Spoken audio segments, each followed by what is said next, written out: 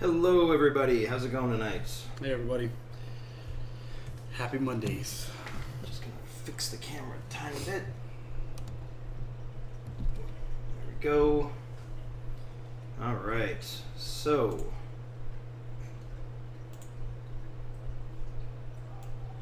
that is the wrong item. That's the one I want. Nope, that was the wrong item as well. So it is April Fool's, so. This is true, yeah. That's what we'll chalk it up to that. How's it going, everybody? Everybody's got con fatigue. Yeah, right? At least we do. So, welcome. This is our first official, well, I guess not our first official Geek Out session. Technically, we did one for Captain Marvel. Right. But today we are going to be starting off, and for future Monday streams, we're going to be starting off by geeking out about something. It doesn't matter what it is. Geek stuff. You know, it's geeky stuff. That's all. We'll try to announce ahead of time. We might ask you for topics that you want to talk about in the following weeks. But for right now, we just got back from WonderCon, so we're going to talk about WonderCon. Samson, start us off. What do you think? WonderCon is glorious, and it remains to be so. It's my favorite con. Still feel the same way about it. I don't know. I just really like the vibe of it. The whole. It just feels like more of a community, I guess, than like. I'm just comparing it to San Diego Comic Con because they're run by the same people. But yeah, I don't know. I just really like the feel of it. Just it's more pleasant. I have to agree. The great thing about WonderCon for me is that it's the perfect size for people to see the cool stuff they want to see, but also take the time to sit down and connect with a creator. Yeah. You know, like, at least, I mean, maybe this isn't true in, like, the Artist Alley area or whatever, but in the board game area, at the very least, it's busy. Like, it's really hopping, but it's not like it's so busy that, you know, as soon as someone's done with the game, we have to be like, all right, get out, and people are waiting. Right. So it gives us the chance to kind of really talk to people, and they don't have to rush off to go to some other panel. Yeah. Like, they don't have to trek, you know, a block and a half, right, you know, to get to the next panel location. They just kind of go up the stairs and they're pretty much right there. So it's got that sense of, like you said, kind of community, I think. Yeah. So absolutely. It's not too big for its britches. I think that's really what we're trying to say. But we found actually some really awesome artists. I think you are showing off. I am. I'm actually showing off a playmat that I probably shouldn't have bought, but did. Couldn't help myself. I'm a Magic player, and I love me some playmats. And this artwork is amazing. I don't know how much of it you can see. Let me pull that up to the front. Hold on a second. If I need to pan it around, I will. There we go. And I feel horrible because I'm not sure what I actually did with... I know her first name is Mia. I cannot remember her last name. And I don't know what I did with her business card. I know I have it. It's just, you know... Yeah, I've got a stack of business cards here, too. And I'm pretty sure I've got hers as well. We will if you check us out on Instagram, we will take a picture of it. We'll post it to Instagram with her information.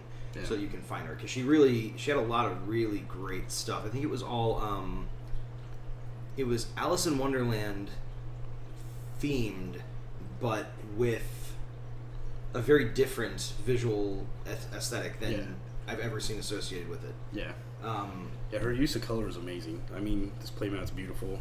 I immediately had to buy it. Hey, Panic Girl, how you doing? Thanks for joining us.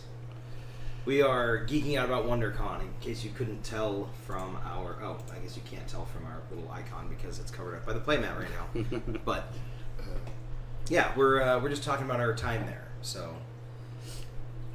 But we found Mia, and we found a couple other artists that we really liked. One... What was her name? It was Yoshitori? I do actually have her card. Oh, okay. So I don't know if is this centered. Yeah. Okay. I'll actually throw that on there in case anybody wants to. Actually, they can't quite read it. If you want to hand it to me, absolutely. There we go. Yeah, she did some amazing stuff. Very. It wasn't necessarily Art Deco, but like She was one that had like the moon and the sun and the star and stuff, right? Oh, that's right. Yeah. Yes. So it was like kind of Art Deco-y, but not necessarily that. I don't know how to describe it, but Hold on amazing stuff. Yoshitori? Yeah. Did you want that back? Or? No. Oh no, it's Yoshi. That. Yoshitana. Okay, thank you. Yoshitani. There we go. Yeah. So yeah, she's got this really great style. I'm gonna move this back a little bit. Actually, I'm gonna move it down to the bottom where it was before. There we go. Yeah, I'm So, actually yeah. rolls playing that up really quick. So this is kind of her art style, and we really loved it. It was. Let's see if she has any other pictures of. Yeah, so this is, I think, the some of the tarot cards that she was doing. And I absolutely love the art style on this. So, she was one of the ones that stood out to us. And she was also like really, really friendly, really, down to talk, explain processes. Like Yeah. she was not in a hurry. Like some artists are kind of like, okay, move along. Yeah, it's like, great, thanks very much, bye. So that was really cool. And she had a great hair. It was like kind of a stripe of orange at the top, but then it flowed down to being like kind of yellow almost at the ends, and it kind of spread out through her hair, so it was almost kind of like fire or whatever. I don't know. It was really cool. Your hair's on fire. She did have an amazing hairstyle and an amazing art aesthetic, so yeah. I would expect nothing less. And then, what was the other guy that did the cool like Link and Angel. yes, This guy? That's him. Yeah, let's take a look at that guy. Yeah. So this guy here, or this art style also, kind of caught our eye. And he is Christian Angel here, Arts Angel on Instagram. So there's back to you and check him out. There's a couple of artists that are, there's a lot of artists that do digital artwork, but I think very few of them, and this is something that's unique to digital painting, is it actually looks like they paint with light, and he captured that really well. Like his stuff would had like a glow to it. It was amazing. Right. Yeah. Right. This is not him. Can I see that again? Yeah, absolutely. Arts_Angel. No, that's weird. Oh, that's Arts Angels. Arts Angel. There we go. There you are. Yeah, here we go. So you have this awesome link piece you can see on the screen there. It's just absolutely fantastic. I love the fact that like the path he's on isn't really technically connected to anything. It's kind of like leading away from the castle in the clouds. He's got a couple other pieces that were really good. I didn't see this one at the con, but that's also a cool piece. Yeah, anyways, great art. We loved it. It was one of the best parts of the convention.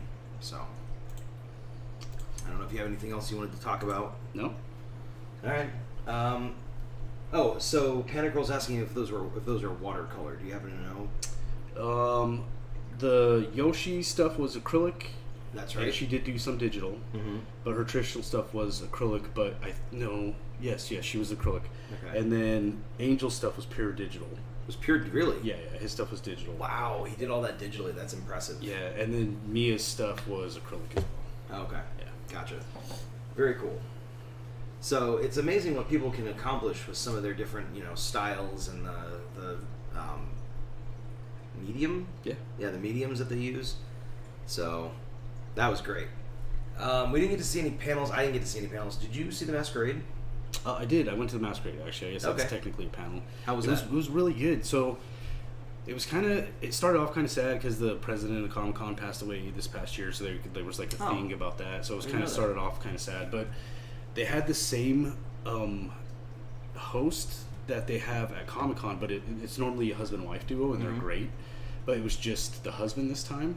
So it was a little bit watered down. It wasn't as crazy, but Right. I actually really liked it because at Comic-Con they do this thing where they have 60 contestants, and they let the crowd he'll say like contestant number, and the crowd says number 1, and then there's this whole thing that gets tacked on, and it's kind of fun, but you're stacking hours onto the show, Right. and that didn't happen on this. Although some people did try, people were trying to do it, but it didn't happen, and it was so much nicer because it went quicker. And Right, stuff. But right. it was a really good show. I was actually really impressed. The thing that was kind of weird, and I guess maybe because it's in Anaheim, but almost everything was Disney themed. So it was just Right. like tons of Disney stuff. But there were some really good costumes. There was a girl that had I think she called it like Pixel Battle Angel. You know those little like bead things that people glue together to make art? Yeah, out of, yeah. like, the flat. So she made a cosplay out of that. It was a 8-bit like a battle angel with armor. She did wings, and she had a sword. It was amazing. And, like the designs on it, it looked like she was wearing stained glass. That's crazy. Yeah. I hope she won. She did win, but I cannot remember what category. Okay. They gave away like maybe 8 prizes out of, I think there were 35 people. Oh, okay. But she did win, and then the guy who won 3 of the prizes was one of the villains from Witcher with the helmet. He looked like one of the guys off of Oblivion to me, like one of the Daedic armor guys with the skull. Like, okay, gotcha. but oh my god, he was hamming it up so much because like his helmet, like the face piece came off with like magnets, Right. and every time he came out to get an award, he redid his performance. Like they were just trying to hand him the award, but he was like, "No, I'm doing my thing," and he had like the audio. It was kind of funny, but yeah, it was fun. It was a good time. Cool. I never get the chance to go to those because by the end of the day, I'm just done. It's I hard. don't- It's hard to stay awake. It is. I don't want to stand in the line to get in. I don't want to sit there through the whole thing, and I don't know. I did see a really awesome.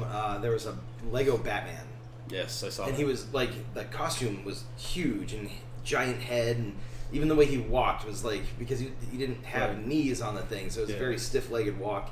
It was really really good. I liked it a lot. That's actually one of my favorite things about WonderCon. The way the gaming area is set up, sitting at the tables, there's nothing obstructing it. There's no walls. There's Yeah. not walls or curtains. It's like a waist-high curtain, basically, and then you can see basically down into Exhibit Hall B, and you can see like the first couple rows of Exhibit Hall C.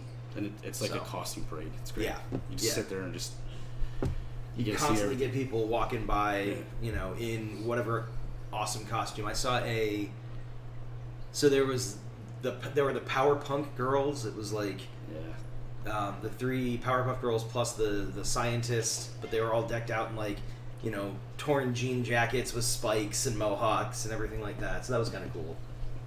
Yeah, there's another thing that's really kind of unique to Comic Con. Or Panic Girl, are you eating ramen right now? How dare you? How dare you try to taunt me like that? Oh, that's funny. Ramen. I actually saw somebody dressed up as ramen at WonderCon. Wait, dressed up Yeah. as ramen? Yeah, Like, as a cup of noodles. As a cup of noodles. that's hilarious. I love that. But yeah, they have the way the building's laid out. There's like fountains, and it's really beautiful, like the actual convention center. So there's tons of like photo ops for cosplayers, and Yeah. like when you go outside, it's crazy. It's a madhouse. Yeah, it's crazy. The really cool thing about WonderCon for me, one of the really cool things is that, so like San Diego Comic-Con, the convention hall is huge, and it's it's this long straight building, and if you want to get from one end of it to another, it's whatever, it's pretty much a straight line, but it still can be kind of difficult with the crowds. Yeah. At WonderCon, it's kind of like this avenue between, I think it's a Hilton Hotel and the convention center, and it's lined with like these palm trees, like you said, fountains. They've got benches. Right. There's this area like right out in front of like I think it's Hall C, where they let food trucks pull in. Oh, So yeah. you're not just eating like the food at the at the convention like delis. So, and you literally walk out the door and you're right there. So it just seems much more attendee friendly. Oh, yeah. Like from a walking perspective, from a food perspective. You've got shade, whereas at San Diego Comic-Con, it's Oh, yeah. like if you're out there in line, you are just in the sun. You're going to have to live with it. Yeah. And it can be a little bit... I will say this. I am glad I don't have to stand in the attendee lines at San Diego Comic-Con because, if you'll excuse my language, screw that. Yeah. Like, not going to happen. Yeah, maybe when I was younger, but definitely not now. Yeah, seriously. Yeah. But yeah, WonderCon, they... and their hospitality there is awesome. I love the people who run the convention. Her name's Mary. She actually is in charge of the gaming area, and she's always, really communicative beforehand. She's really helpful, like getting us set up with a number of tables that we need. And we don't usually need a lot of tables, 2 at most, but they never give us a hard time about it. We're able to check in early and get in, to get our badges. The only thing, and we run into this at San Diego and WonderCon, is that the security staff are always like, well, but your badge is a professional badge, so you can't get in until the attendees get in. But then the people who are asking us to come demo our games ask us to be there and set up before the doors open. So it's always this, head-to-head thing. Although I did hear from a buddy of mine that there's a way that we can get in next time that'll be a little bit more. Oh, like a different entrance or something? Yeah, exactly. Okay. Where they actually know kind of what's going on with the game area. Yeah. So I'm kind of wondering if it's... Remember last year we actually entered in... Panic Girl says, we don't need those stinking badges. Not if you know what you're doing, you don't. Yeah, exactly. You know the right people. Yeah. But last year we actually got in kind of on the side. Like through the... Like where we parked and we walked across the bridge. Right. That's exactly where he's saying we should have come through. Okay, yeah. I think so because... so much easier. Because I was coming from my hotel, which was in the direction, basically coming from the hotel, I was coming up on the main entrance. Okay. And so I assumed that I had to go in that way. I didn't even think about going all the way around. So, next time. Yeah. But, so yeah, Comic-Con was great, or not Comic-Con, WonderCon was great. I'm always kind of sad that it's only 3 days, but then at the end of it, I'm kind of glad that it's only 3 days. I think that might be part of the magic of it, honestly. Yeah, because a 4-day convention, that's a significant amount of time, and you almost this used to happen to me with and Sarah with Gen Con is, you get there Wednesday night, right? Because we're flying in Wednesday night, and there's usually some pre-gaming, some get-togethers with friends and stuff like that on Wednesday night, and then you wake up Thursday, and from then on it's just non-stop until whatever time you end on Sunday. Yeah. And in some cases, we would usually stick there until Monday because we didn't want to fly out with everybody else. We wanted to rest. Right. And by the time you're done with it, it almost kind of alters your sense of reality in a way, because you're in these buildings that usually don't have outside lights and stuff like that, and so you're kind of just, you lose sense of time and everything, and it's just so crowded that you just kind of, your brain starts to think that that's just normal and that's just your life now. And then you finish the convention, you're kind of shell shocked a little bit.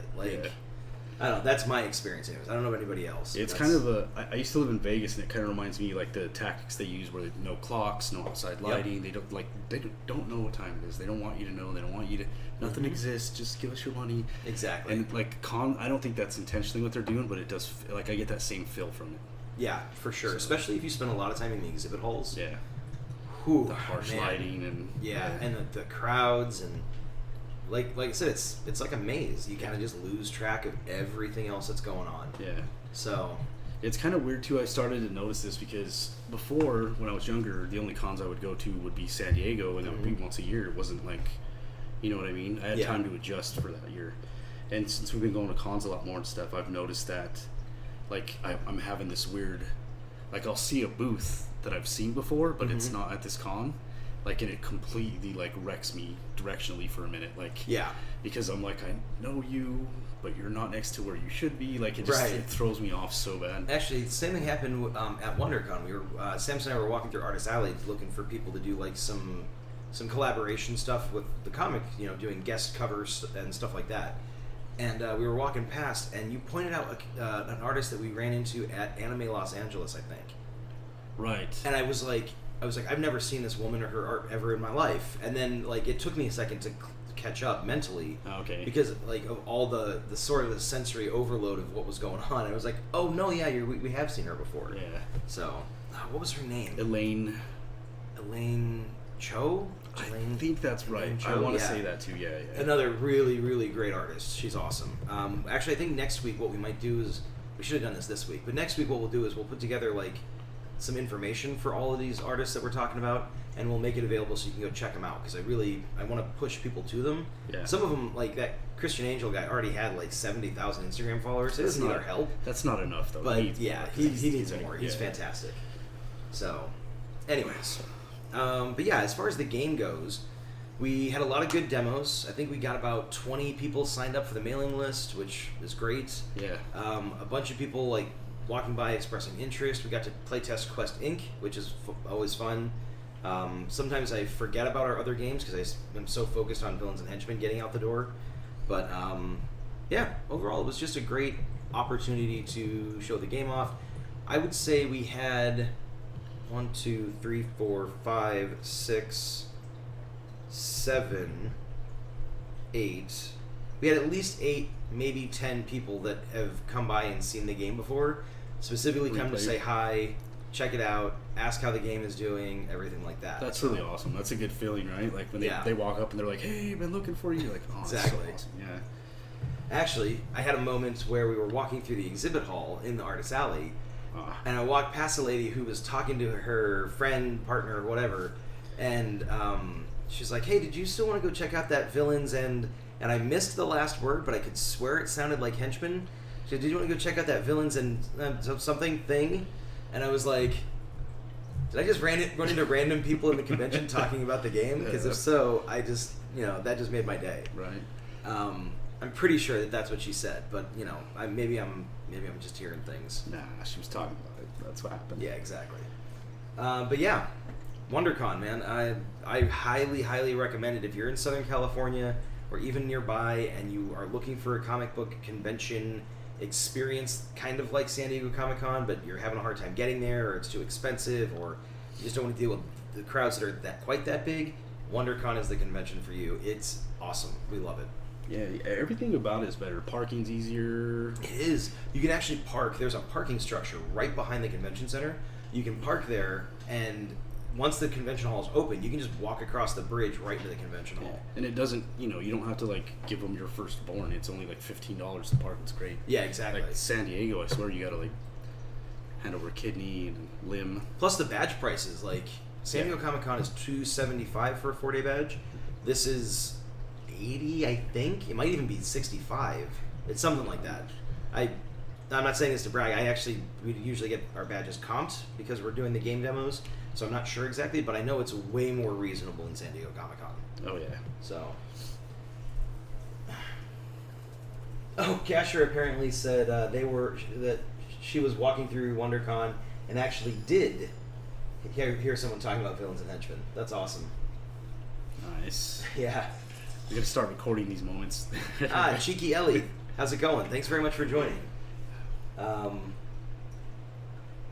Yeah, when you make it out, if you make it out, let us know. We'll hook you up with a place to stay or something.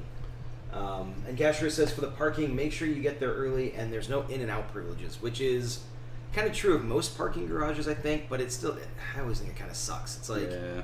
But I get it. They don't want to have they don't want people to pay for parking for half the day, then leave, then hand the ticket off to their friend, right. And then their friend comes back and I get it. It's just it does kind of stink. But honestly, there's so much stuff around there within walking distance. You don't really need to. It's not like San Diego. In San Diego, if you want to go grab food outside, you've got to walk a couple blocks. Mm-hmm. You gotta. And even the hotel situation for WonderCon is better. Yeah. Because there are 1, 2, 3, 4, 5. There are at least 5 hotels that are pretty big hotels that are on the same block as the main entrance to WonderCon. Unlike with San Diego Comic-Con, where you've got the Milton, the Marriott and the Hilton down at one end, and then the rest of them are across the train tracks and across the street. So, well, I mean, this is one of the things that WonderCon benefits from. Again, Disneyland. They've got the tourist thing down. They understand that it's convenient for everybody, and it's a huge benefit. You get absolutely. They've got the infrastructure, right? So, yeah, actually, Sarah and I, this was back in 2003, I think 2003, 2004, where Gen Con actually branched out to Southern California. They actually brought out Gen Con SoCal. And it was at the Anaheim Convention Center. Oh, wow. And it ran 3 years. It only ran for 3 years, and then they were like, yeah, it's cost prohibitive, which I'm not sure how. And they shut it down. But it was the best Gen Con experience. It was like WonderCon, It was huge from the perspective of there was a ton of stuff that you could do, but it was also small enough that you could do everything you wanted to. Nice. And all the hotels were really convenient. And there's tons of restaurants and everything like that. I almost think that they should try again, because I feel like now that WonderCon is there and it's been really successful and stuff like that, they would probably have a lot of success there. Right. But I don't know. here's hoping that they try it again because Gen Con SoCal was so good. It was so much fun. I've never been to a Gen Con. I would actually love to go. As soon as the game is out there and we're actually selling it, we're going to try to get out to Gen Con. Yeah. Hopefully that'll be next year because how long has it been since we've been back to Gen Con, babe? 2009. Yeah, it's been 10 years. Oh my god, it's been a decade since I've been to Gen Con. What am I doing with my life? Okay, existential crisis can wait for later. So yeah, Gen Con's great. I need to get out there. But WonderCon was a great experience. I wish it wasn't over. I wish there was another WonderCon coming up in the next few months. But c'est la vie. We do have San Diego Comic-Con coming up in July. And actually before that, we're going to be at Kingdom Con in April. And that's going to happen it's April 11th through the 13th or something like that. 11th, 12th, 13th. 11th through the 14th here in San Diego. And it is an awesome gaming-centered convention. It's not comic book related, really. It's not pop culture. It's specifically about gaming. So, it's a good one. You did mention, though, that this is... Yes, it's their 10th and final year. The guy who runs it decided that he was going to move on to other stuff. And so it's not going to continue being Kingdom Con. It's going to become something else, I guess. Which is a bummer, because Kingdom Con's great. I hope they keep the momentum up. Right. But, yeah. I wonder if it's going to be like a core group of the staff that keep moving forward, because that would be nice. From what I heard, yeah. It's like pretty much everybody else that's involved with it, they are going to keep it running. But the guy who owns the convention and, like, the name, he doesn't want to give it to other people. I get that. If he's not going to be involved, he kind of wants to keep it. And I get that. Like, I understand not wanting to pass something off that you've created. So, I respect that. Cheeky Ellie has a question for Samson. I know one of the heroes is modeled after Ben. Are there any other heroes or even villains that were inspired by real people? That is a great question. You know what? Let me pull up. Yes, actually, there are a few. Yeah, there are. Let me pull some up. Hold on a sec.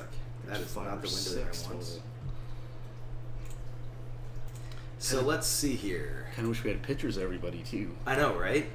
We probably do. Artwork. We need. So, just for those of you who don't know, this is the art that Cheeky Ellie is talking about. This is the leader character, which is really the only thing that is similar these days is, the facial hair, because I put on a bunch of weight, but, inspired by me at the very least. And then there is another one for, I don't even know where all these are right now. I'm going to go into game components, and then I'm going to go into stretch goals, and they're not in there. I think they're in expansions. I think you have to go into hero villains and then the expansions. Finished cards. Nope, they're not in there. Oh, they're in the WonderCon folder. Oh, that's why. Actually, yeah, they would all be in there. Because we set them aside so we could do them for WonderCon. Right. So we've got this one. This is I don't remember his name. Ray, I think.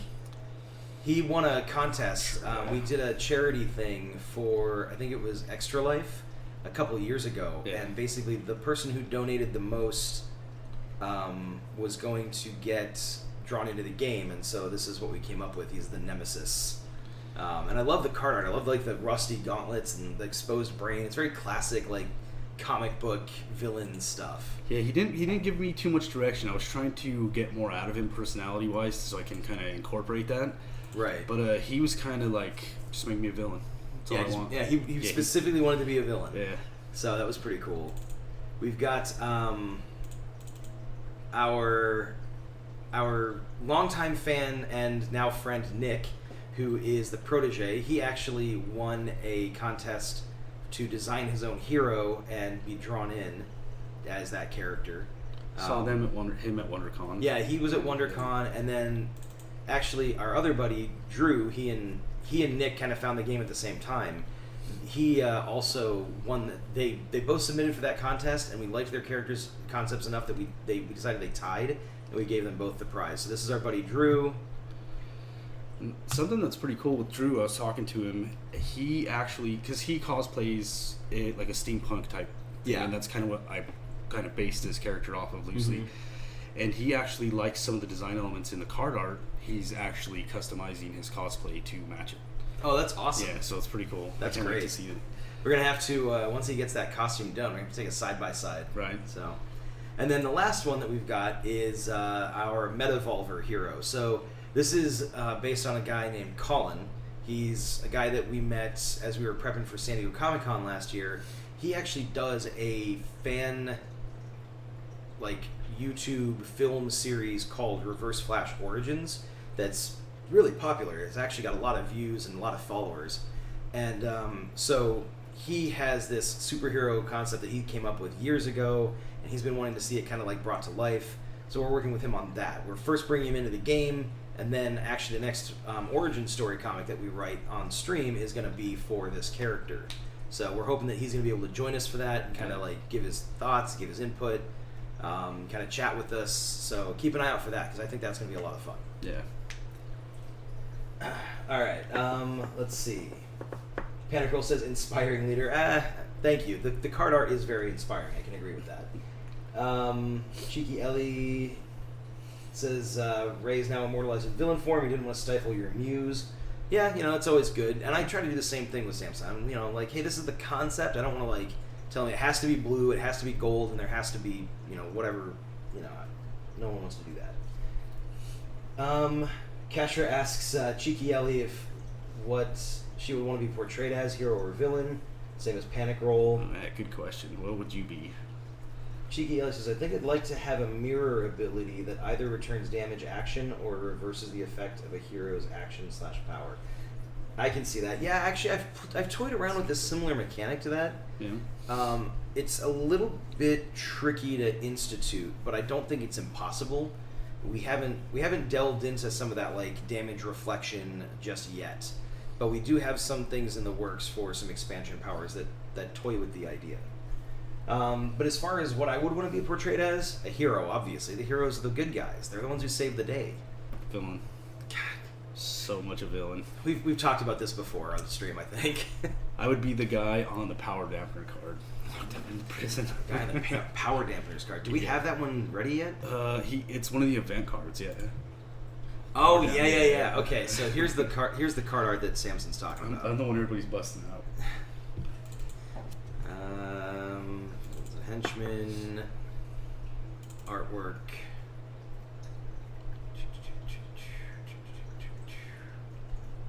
Nope, wrong folder. Game components, that's the one I'm looking for. Events. Power dampeners. So this is the guy that Samson's talking about. He's the Hannibal Lecter dude who's bound with steel and all kinds of crazy mechanical gadgets to keep him under control.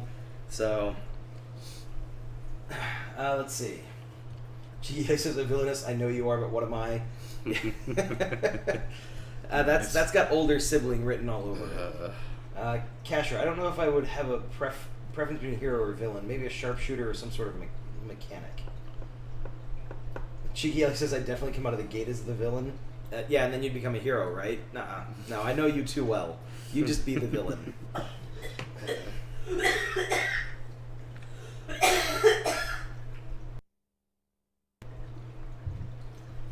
What about you, Kasher? A hero or villain? What would your preference be? And then while we wait for an answer, I'm going to switch over and I'm going to change up the stream information because we're going to switch over to Ravensdale Writes Comics. It's about that time. So, Writes Comics. Procyon.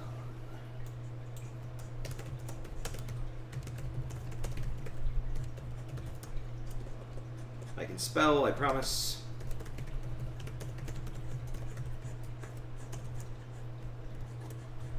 Alright. Art, comics, digital art, writing, original work, character creation, we'll go with those because that's fine. Alright, cool. Still partly alive. Only mostly dead, still partly alive. Yeah, exactly. All dead, there's only one thing you can do. What's that? Go through his clothes and look for loose change. Anyways, Cheeky Ellie recommends some water for that dry throat. I agree. That is one thing about conventions across the world is they crank the AC up because there are so many people in there and that body heat gets really hot. So they got to crank the AC up to keep it manageable and cool, but then all that AC dries you out. Like, I woke up this morning and I felt like I had a spoonful of cinnamon. It was terrible.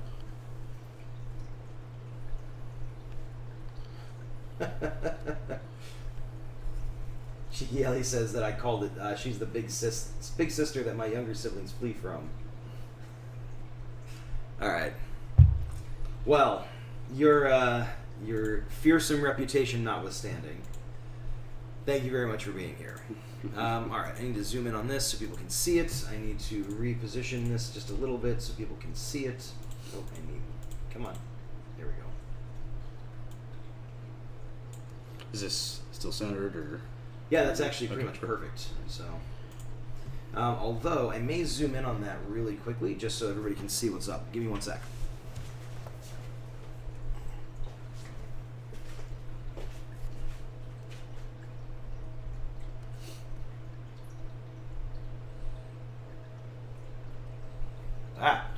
Too close. A little too close. Just had a Spaceballs moment. Alright, there we go.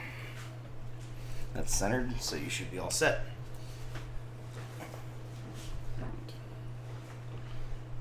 Alright, so what page are we working on today? What is this? I think we were just about to start getting a little crazy. Yeah, so from a writing perspective, we are about to have some stuff go down. I think we had written out action summaries through... So page 10... Yeah, you know what? That's actually zoomed in too much. Let me fix that. There we go. Yeah, so we did from page 10 through page 13 with action summaries with Procyon kind of zooming in to save this random like bystander that's stuck in the forest fire, and you know he lands and he gets attacked, and that's where we left off last episode. So what page are you drawing, if I may ask?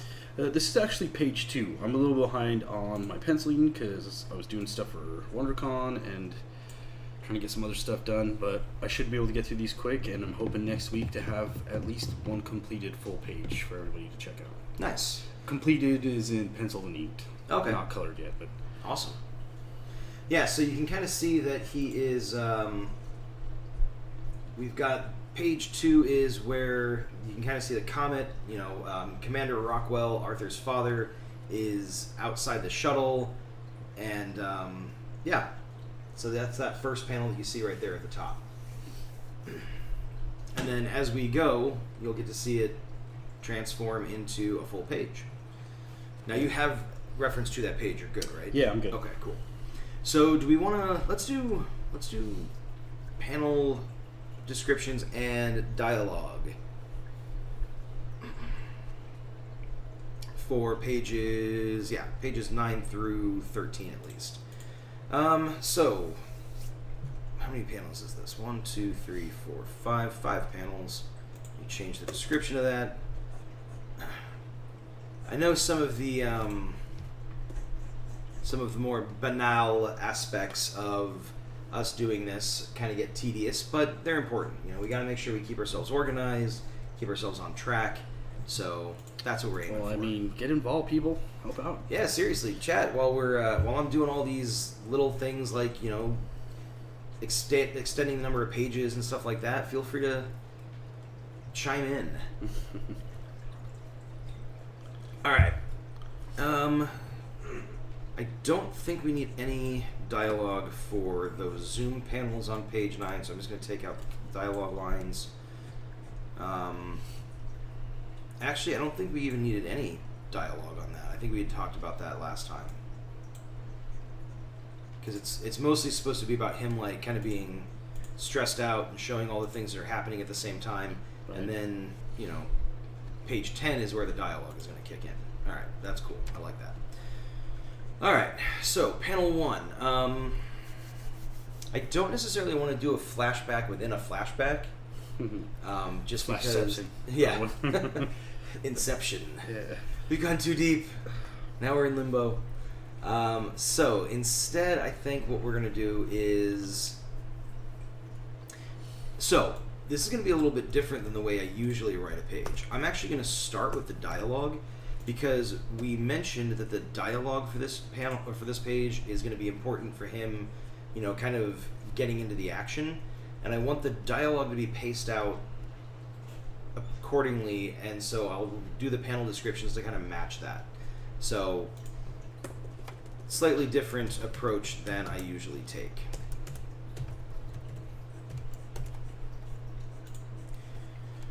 So,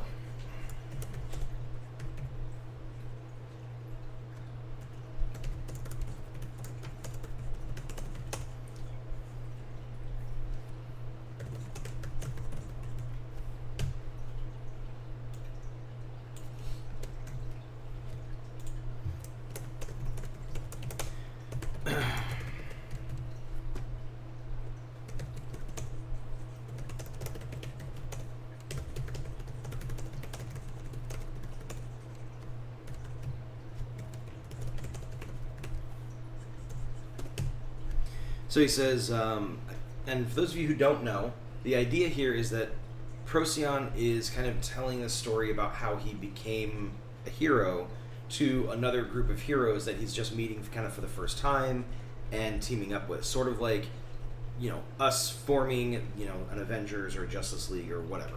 So, a lot of the imagery and stuff like that is, he's telling people about it, he's remembering it. And so all of the narration that's done by Procyon is going to be him talking to the people that he is meeting.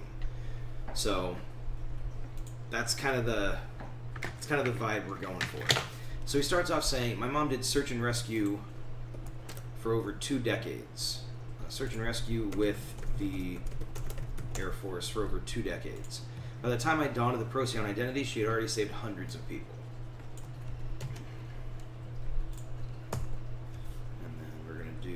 This Panda Girl says, "Fourth wall break inside a fourth wall break? That's like 16 walls."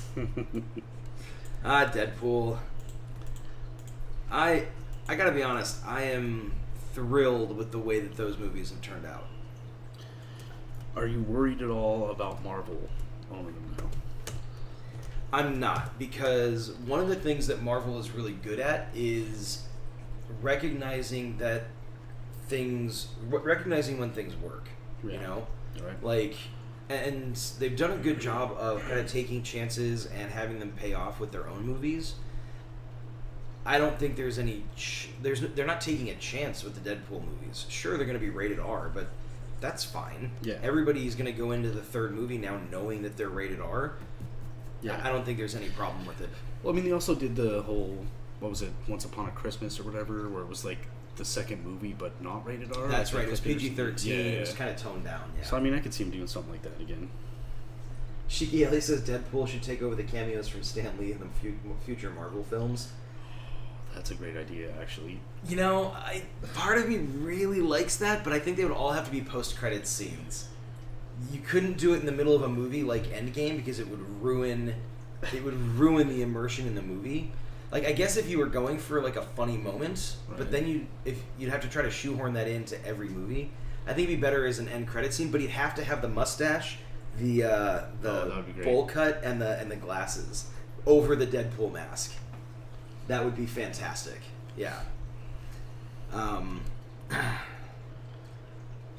And of course, everybody's reaction to him would be completely different than their reaction was to Stan Lee. Because most people, when they interacted with Stan Lee, there was kind of like that knowing wink or the nod or the But it was always respectful. For this, that people would have to be like, "Who's this dude?" So yeah, that would be funny. That would be kind of fun. It'd be really great if they put it as a feature. You can like add it into the movie on the DVD or whatever, so he does show up in it. That would be cool. Yeah. Classic. I think, Cheeky Ellie, I think you should sell that idea to the MCU, see what they say. Call up Kevin Feige right now and suggest that idea. Because that's a winner. Actually, if I were you, I would hop on Instagram and at Van City Reynolds and let him run with it, because that's something he would do. Actually, that's a really good point. Yeah, Ryan Reynolds would absolutely latch onto that. Yeah. I'm going to change up the flow on this just a little.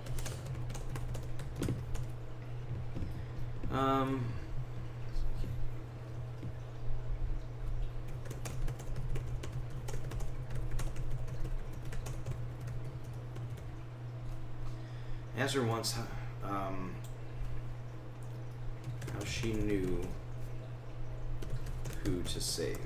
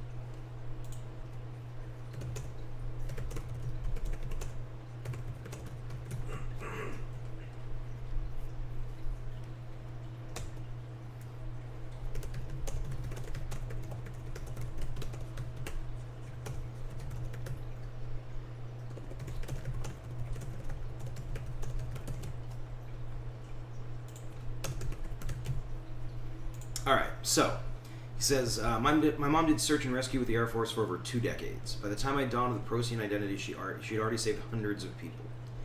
I asked her once how she knew who to save. She told me she didn't. She second-guessed her decisions every day. But she didn't let that stop her. She knew that she had to do something, even if it wasn't the best choice. You have to start by saving one person, and so let the rest fall into place.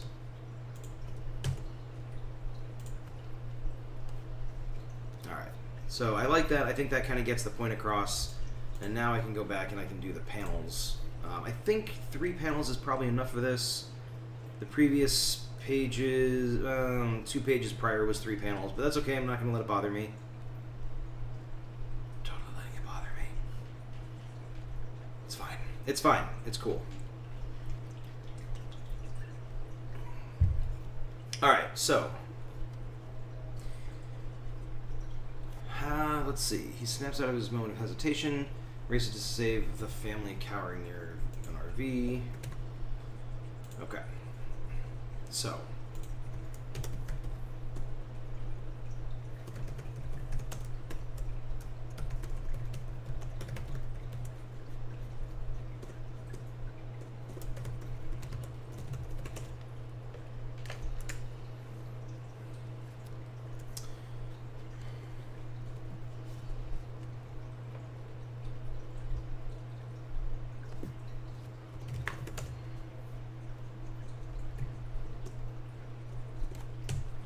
We're going to do a close-up on panel 1. We're going to do a close-up of Procyon's face.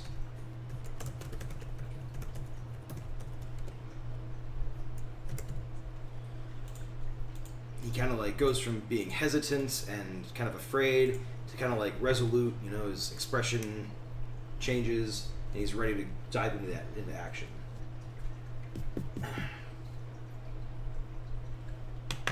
Oh, panic roll. The ramen's not as good as Underbelly. I'm sorry to hear that. Where'd you get it from, if I may ask?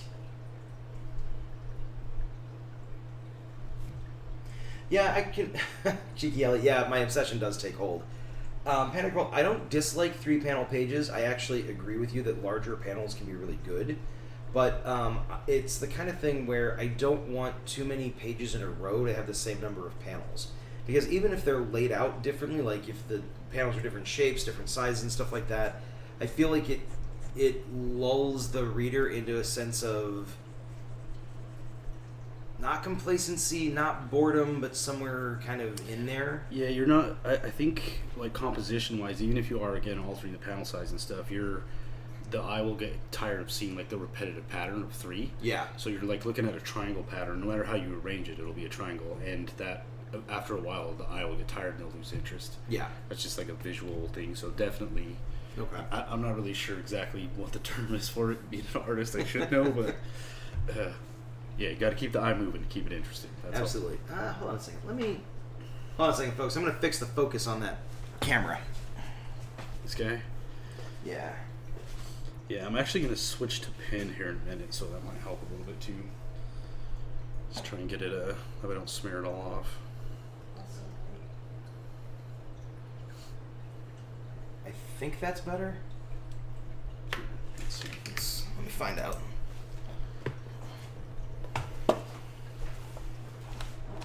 Oh yeah, that's much better. Nice. All right. Although, could you move it down into the right tiny, up just a tiny bit, and to your left, and up a little? Perfect, right there. Right. I promise that's not the exact position that it was in. I was not doing that just to mess with you.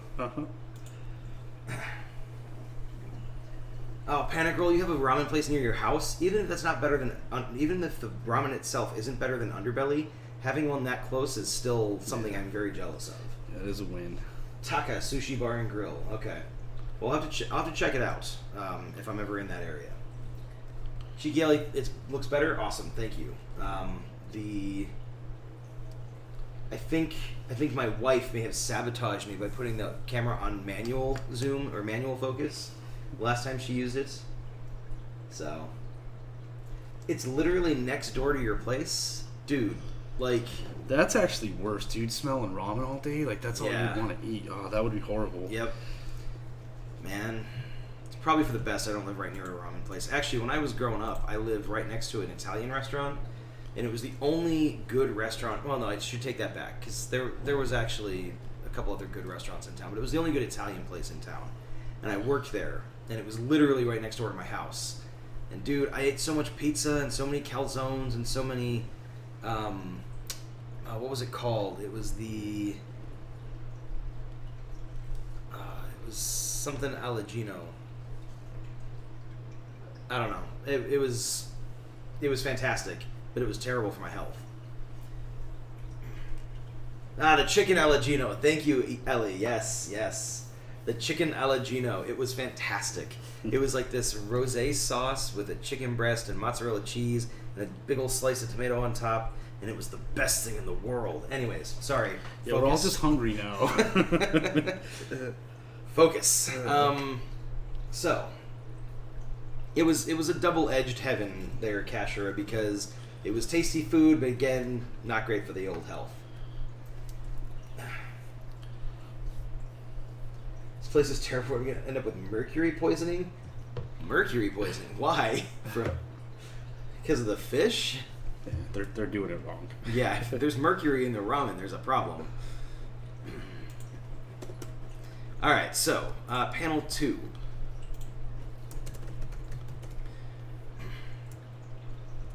Should we do, like, a stereotypical, like, Deadpool would make fun of him superhero landing?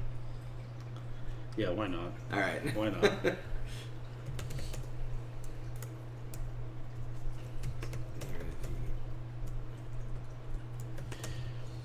Maybe we could even have a little thought bubble where he was like, I hope nobody saw that.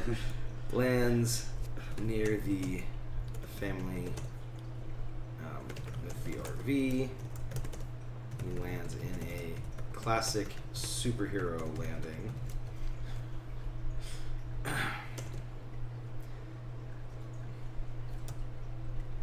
The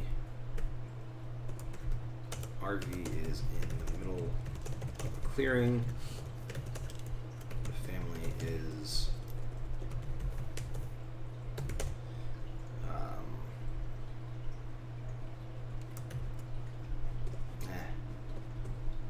you know what? We already kind of described where the RV was and what was going on in the previous page, so I'll just let Samson kind of take it from there with that one. There's not much that needs to. Put in a trailer park full of pink plastic flamingos. You have to draw 1,000 plastic flamingos in this panel. Have fun with that. That's what Photoshop's for. Copy paste. No copy paste. You have to do it all by hand. Too much fishes. Yeah, I'm a big fan of fish, and I understand that it's has its risks. But think of all the omega-3 fatty acids. Is that what those are? I don't know. I don't pay attention to health food trends, so I think that's a good thing. Of course, they're going to turn around in a couple of weeks and be like, omega-3 fatty acids will give you cancer every time. And then they'll be like, you have to eat something else, and you know how it is. Cashier says, I wish I could copy-paste in real life. That would be an amazing superpower. Yeah, it would. You're just like, you know what? Be doing that. Copy-paste. Copy-paste. Yeah. Show up to work on Monday, copy. Exactly. You have to be careful not to copy and paste something. You can't copy and paste a copy, though, because it slowly degrades the quality, and then people would find out. Cheeky Ellie says, me too, I'd be fat and happy. I like pizza. Exactly. I like pizza. Man, underrated actors. Michael Keaton. Like, he was everywhere back in, like, the 80s, 90s, and then he fell off the face of the earth kind of after Batman. He's definitely underused, but I don't know if he's underrated. I mean, he did The Birdman. Mm-hmm. Did you ever see that? That was a great movie. He won an award Haven't for seen that. it. Oh, you haven't seen it? No. Okay. I heard it's really good, though. It's really interesting. I'm not spoiling anything. I think the whole movie is 2 takes. I've heard that, actually, yeah. It's crazy, because, like, the first time I watched the movie, I was so amazed by it that I didn't even really pay attention to the movie. I was just like, did they switch cameras? And then when they finally did, that's when I started paying attention. But it is good. You should check it out. Okay. Panic Girl says, this is now a food stream. Cheeky Ellie's, would copy-pasting a copy be like wishing for more genies? Yes, and that is actually one of the coolest workarounds I've ever heard. You know, the classic, you get 3 wishes, but you can't wish for more wishes. Okay, fine, I wish for more genies. Like... I've never... That's stupid. I've never thought of that. I know, right? I can't believe I never thought about that. Panic Girl says the ending of Birdman threw him off. I haven't seen it, so I really need to watch it, though. I've heard it's great. But I love him as the Mr. Vulture Toombs? in Spider-Man Homecoming. Holy cow, was he good. I actually think he made that movie. Like, without him playing that character, I don't know that it was as amazing as it was. Yeah, like, he gave it that kind of, like, blue-collar, relatable aspect, but also that sinister, I'm going to do anything for my family. Right.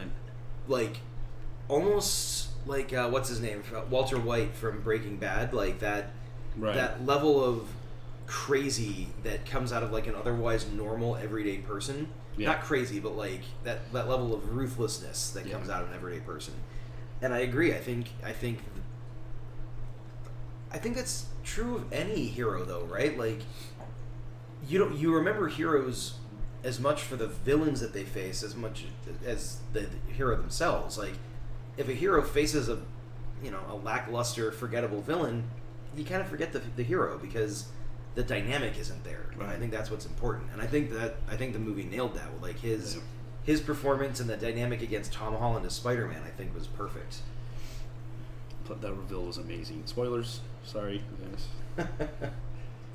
Did you know he was in the theatrical version of Much Ado About Nothing, along with Kenneth Branagh, Emma Thompson? Well, I did not know that. I bet that's amazing. Yeah, that's probably really good. Huh. I have to see that. But yeah, I love Michael Keaton. He's actually really good. So, anyways, back to panel 3. So, you know what? Actually, I might.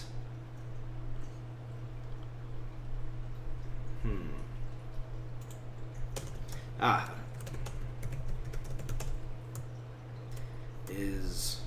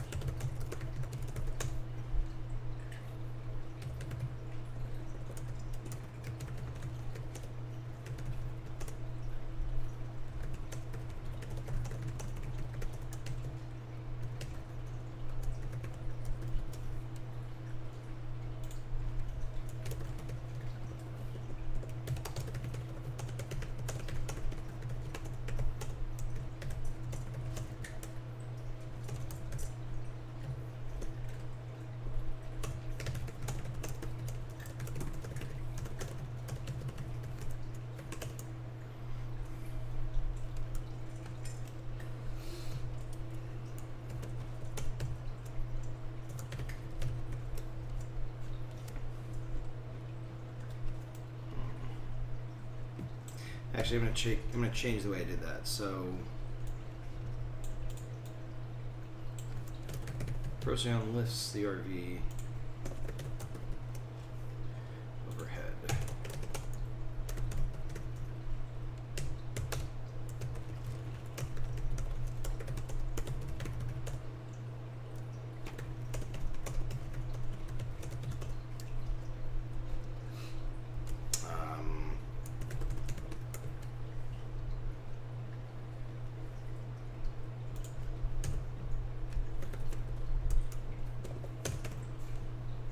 Alright.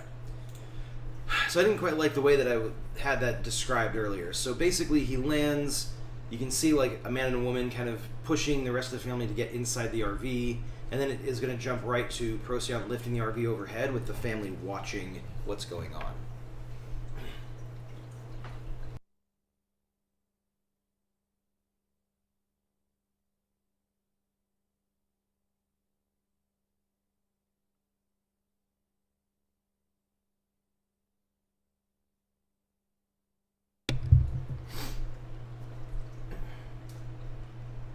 Hey, Sarah Grimm. Hi, how are you?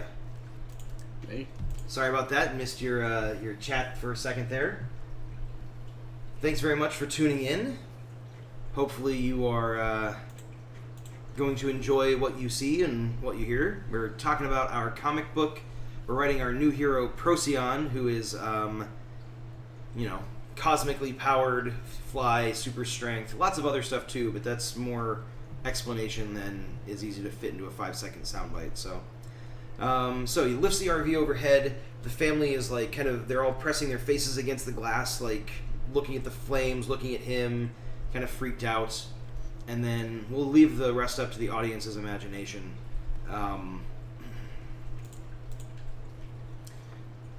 Do you think we need to show like a panel with him flying off, carrying the RV, or him landing, setting the RV down safely? Or again, is that something that you can that the audience can just assume is happening? I'm not sure. What are the other panels? I think it's going to depend on like what's happening in the rest of the panels, because I would like to set up the next panel with the previous panel type thing. So I don't know if. Okay, so right now it's a close up of his face as he kind of like resolves to go down there and save people. Then it's him landing near the RV, and then kind of in the background or in the rest of the panel you can see people like kind of getting the rest of the family into the RV, and then after that it's him lifting the RV overhead with them like looking outside the windows. So from there I don't know if it should be going into him dropping the RV off like with the firefighters, or maybe the first panel on the next page can show him like flying away with the RV like and then I can kind of maybe draw him in the background like waving at him or something. Yeah. I think Okay. Alright, so the next one. About to go to sleep in a minute, huh? So you decided to tune into our stream so it could help you fall asleep. I see how it is. That's real nice. No, I'm kidding. Well, I hope that you sleep well, and thank you again very much for tuning in for the amount of time that you could make it. If you have any questions, please feel free to let me know. We're happy to answer them, or let us know, I should say. And we will have more food, comics, and AMSR next week. Wait, no, ASMR. No, I didn't agree to that. That was not.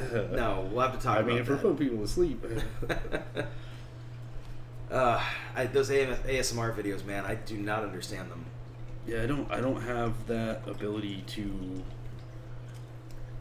benefit from that. Yeah. So I don't get it either, but. Cheeky Ellie says the soothing sounds of heroism. Exactly. Yeah, I'm sure lots of people slept like babies when Superman was fighting Zod in Metropolis. How great would that have been? Just cut to a shot, a guy walking out to pick up his newspapers, like, what's going on? Half asleep. What is going on? So amazing. Yeah. That's what that show needed. I think a lot of the DC movies need a little bit more humor in them. A little bit too serious.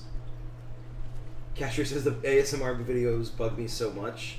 I can't stand listening. They have the opposite effect.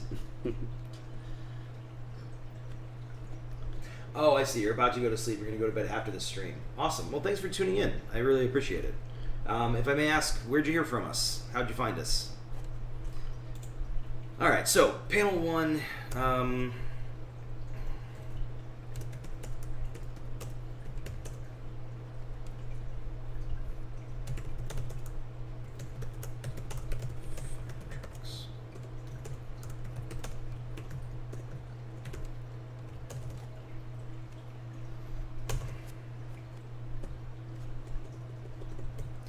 So actually, for this one, I'm going to actually indicate the perspective here.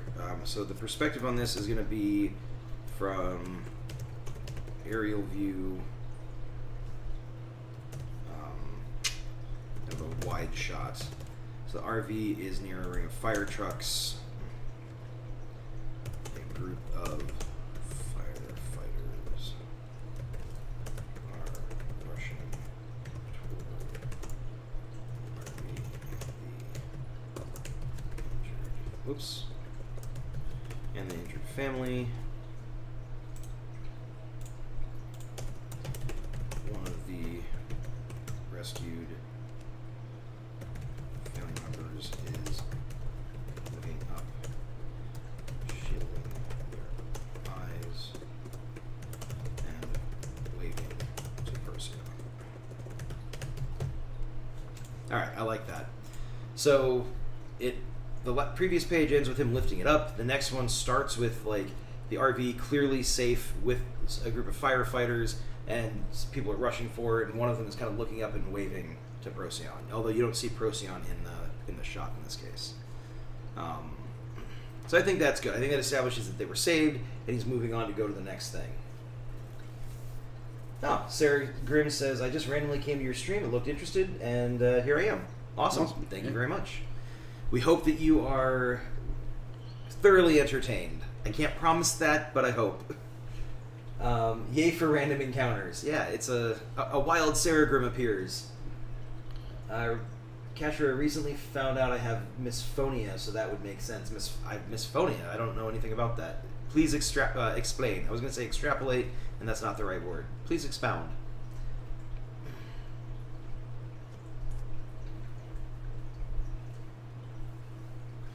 Alright, so, actually, I have talked to Sarah a few times about doing a live stream where we talk about, like, recent food experiences, like we review, like, restaurants or whatever, like, via live stream. Because those of you who have seen me in person, you know that I like to eat. It's very obvious from my body type. And we go to a lot of different restaurants. You know, some really nice restaurants, some really unique restaurants, some more chain, you know, widely available restaurants. And I don't know, we have good opinions about those things. So misphonia when you call the wrong person. Nice. Terrible joke, but I like it. Alright, so there doesn't need to be any dialogue for that particular panel. So let's grab the next, let's copy paste over into another couple of panels.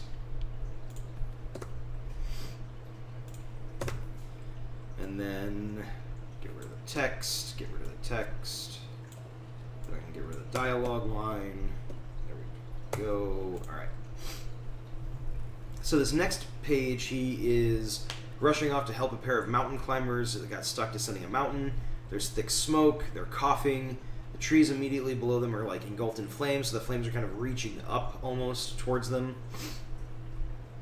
He flies up, he claps his hands together. It creates a shockwave that like blows a bunch of the smoke out, but you also kind of hear a rumbling of an avalanche, and so he saves the climbers, you know, flies off with them, and then the mountain is going to kind of crumble behind him. So that's a few things going on. So we have to show... Next we have to show the mountain climbers. So I'm going to show the climbers, coughing, thick smoke, fire. I'm just doing quick descriptions on these panels just so I kind of know what I'm going to get myself into. Procyon claps. I think Procyon is slightly below the climbers when he claps. Okay. Panel 4.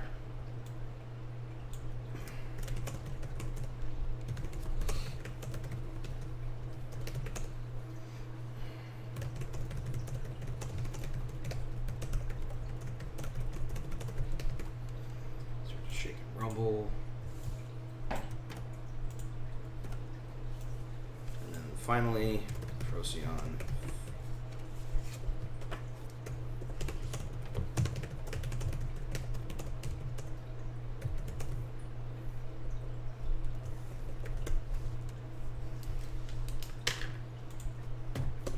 Alright, so it's looking at 5 panels for that particular page. Unless we want to go do 4 panels on the previous one to end off with him saving them, and then the next panel can be him saving the climbers. That way they're all kind of contained within their individual pages. I kind of think I like that better. Okay. I think it kind of wraps up each individual leg of the scene a little bit more nicely. So I'm gonna do that. So that's gonna do that. Sorry for zipping back and forth in the document there, folks. I'm just trying to make sure we keep everything nice and organized. Oops. I can count. 2, 3, 4, and then we should have one more panel.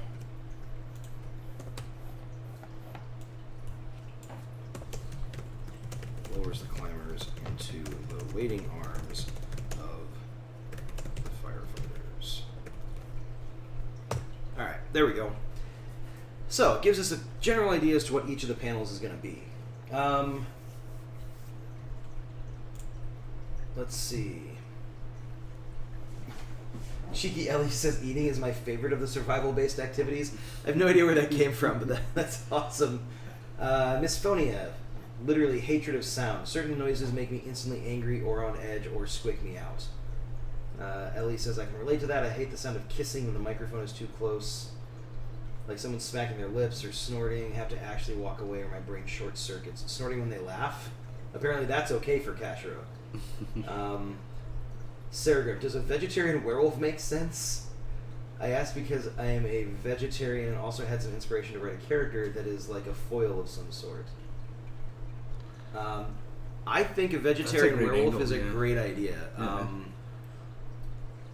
Like, I imagine, and Sarah Grimm, let me know if I'm wrong about this, but I imagine you're kind of writing it from the perspective of being kind of lighthearted, tongue-in-cheek, kind of funny in nature.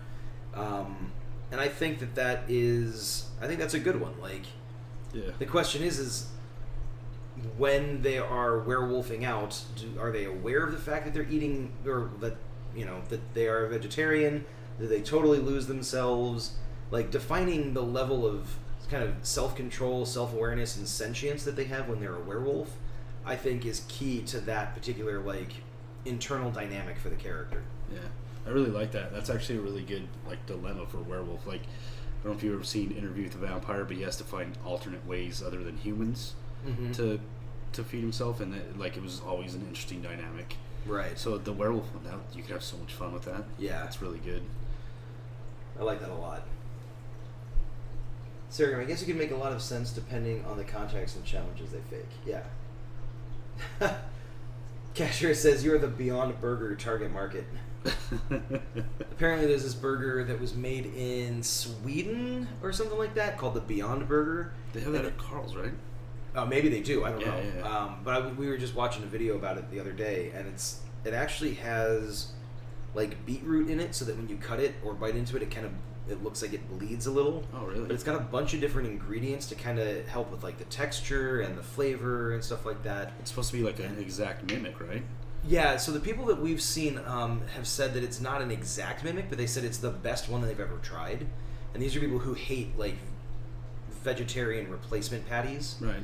But they were like, oh, we love this one, so I'm gonna have to give it a try one of these days. Yeah, Carl's Jr. actually has the Beyond Burger value.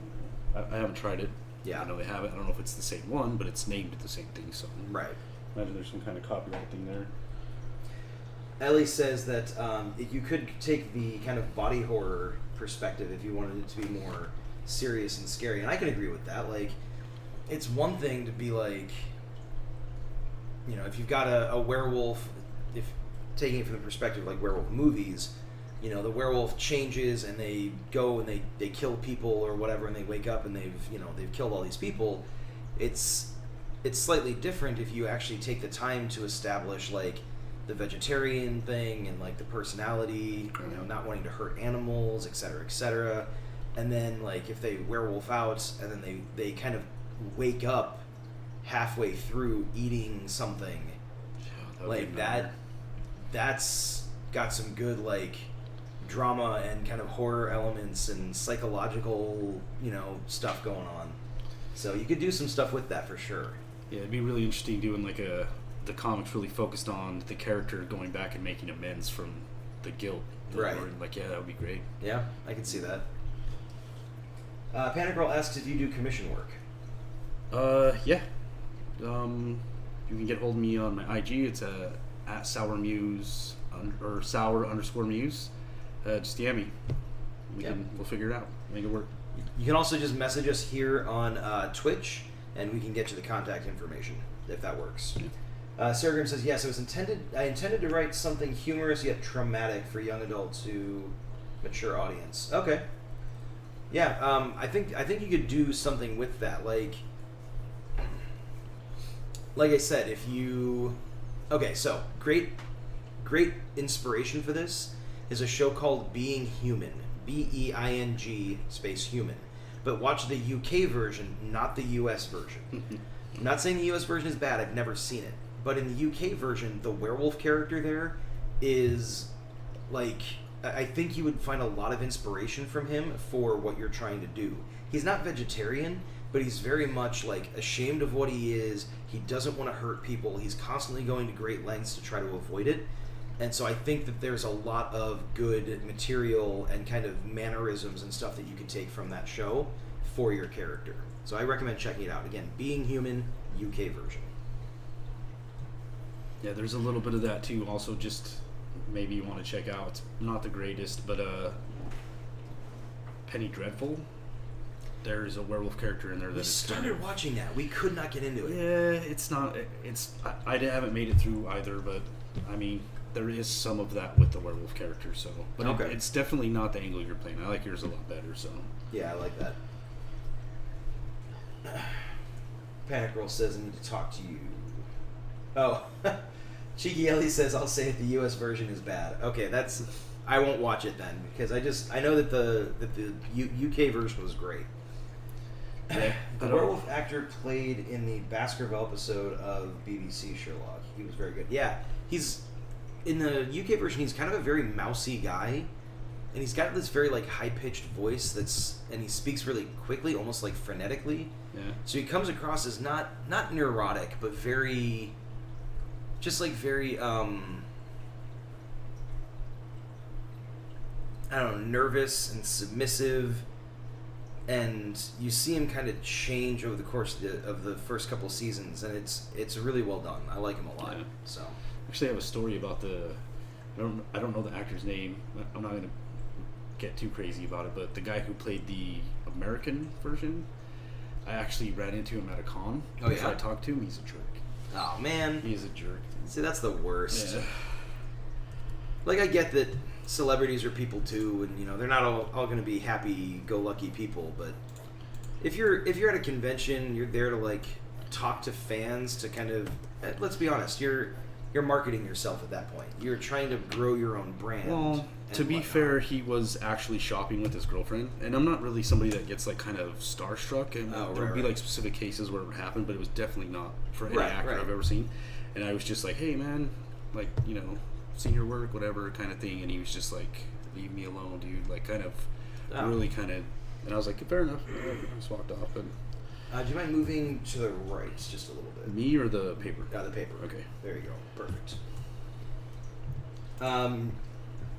There's a quirky psychological horror webcomic that I read on some occasions. Okay. Do me a favor, send me the link or put the link in chat, please. I love webcomics, so I wouldn't mind checking that out. Always looking for something new to read. Ellie, yeah, that Samson was saying that it was the American guy that played the werewolf in the US version that was kind of a jerk. So that's a bummer. He is really tall though. That's he had that going for him. I'm trying to think, what celebrities have I run into? I ran into Henry Winkler. Yeah, how was he? He seems like he'd be awesome. I didn't really interact with him. Okay. It was my senior trip in high school. We were in New York to go to some play. We were walking towards the bus, which was parked next to this building. I think it was actually a small theater, but it wasn't the one we went to. Okay. So everybody got on the bus, but I was a little bit behind. I kind of turned the corner, and he came out the side door, and I was like, hey, and he was like, how's it going? And I was like, and I didn't say anything else, but it was definitely Henry Winkler. It was really awesome. He just was like, hi, he didn't get weird or anything. And maybe it's because I didn't get weird. I don't know. I wonder if celebrities have that moment of panic when somebody's like, "Oh my God," they're just like, like freeze up. And then we were lucky enough. We ran into. We got introduced to. Did you see Altered Carbon? I haven't yet. I don't know what. I know. Well, it's not even. It's lost on me then. Sheesh. I'm horrible. Yeah, if I had done the but then again, he probably gets that all the time, and so I'm kind of glad I didn't. Anyways. But yeah, Henry Winkler seems like he'd be one of those cool guys, you know. You need to see Altered Carbon. It's so good. I will watch it. I promise. All right, so the first panel. Two mountain climbers are.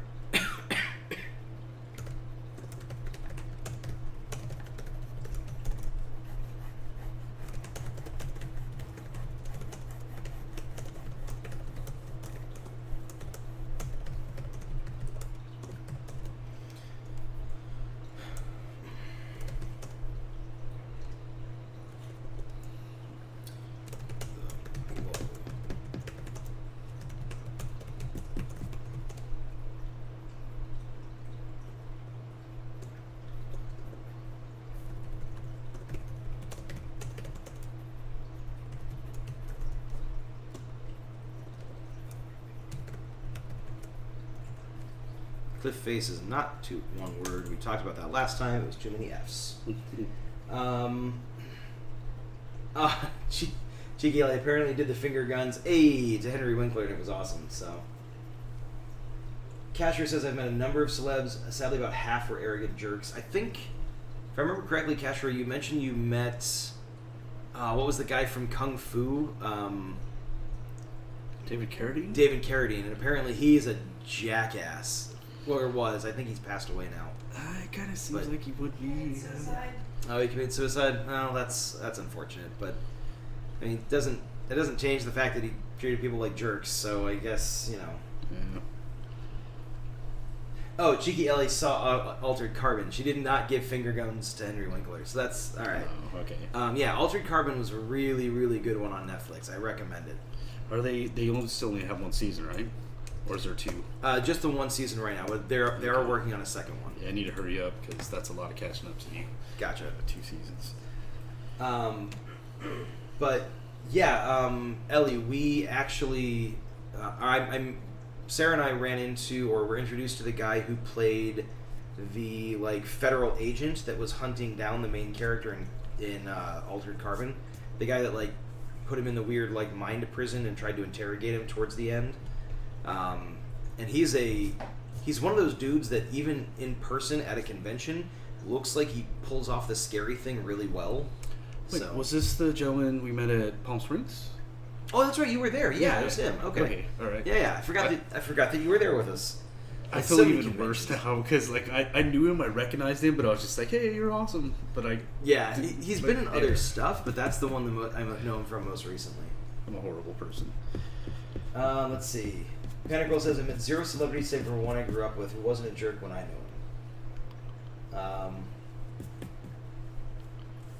Who did you grow up with? As a pro motocross rider. Oh, that's cool. Yeah, that is awesome. That takes some skill and some serious guts, man. Yeah. The speed, the lack of any kind of protection whatsoever other than for your head. I don't know, man. That's awesome. Jeremy Stenberg goes by Twitch. All right. That's cool. Yeah, Sarah, I didn't see your link come across. If you want to copy and pasting it again, that'd be great.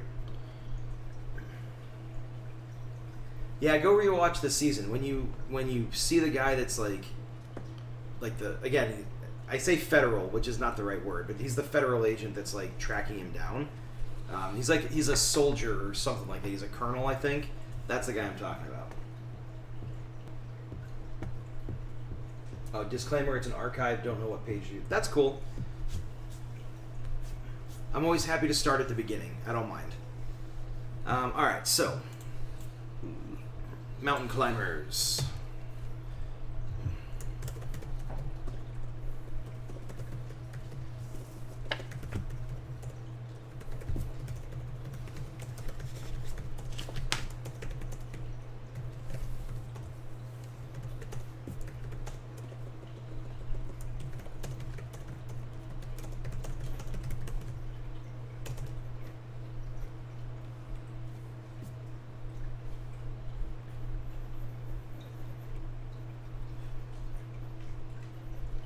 So, I'm kind of thinking, well, maybe this should be... Do we want to use an inset panel here? Where it shows him, like, clapping and, like... So we're thinking four panels for this one, or 5? This is going to be 5, but that's why I'm thinking an inset panel to show him clapping.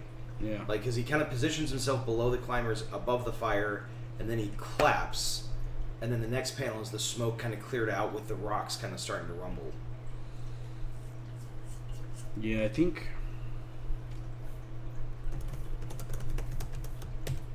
Yeah, I'd probably kind of show like I'm thinking like an over-the-shoulder shot Okay. of, you could see the climbers above him and then below him as well, so he's kind of centered. Mm-hmm. And then I would just kind of flip the camera for the clap. Like... Okay. So... So... An inset one would definitely work. I think I can make that work. Perspective behind Procyon, looking toward the mountain.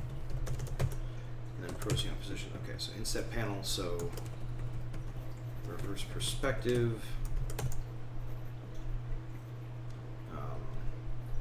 Looking at Procyon from the front. Again, it's not pretty from a script perspective, but Samson will know what the hell I'm talking about, and that's what's important. So, looking at Procyon from the front. Or I'll just ask, what is this? Yeah, exactly. He claps his hands together with tremendous force.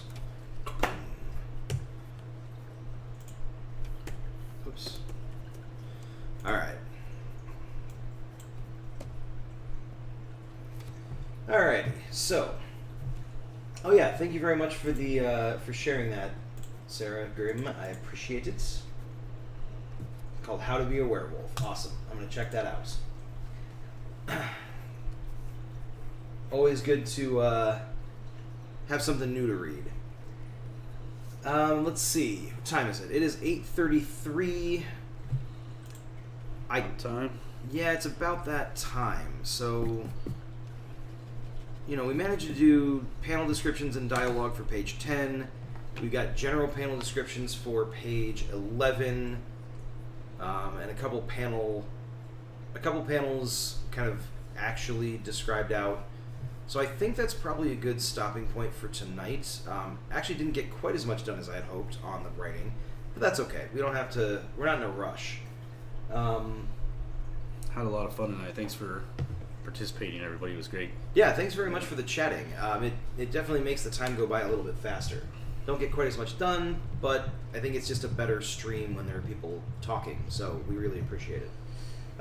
Ellie says, gonna have to head out to get some Z's. Are we gaming on Wednesday? Yeah, I think for the foreseeable future, Sarah and I are going to continue with our Rogue Legacy head-to-head matchup thing.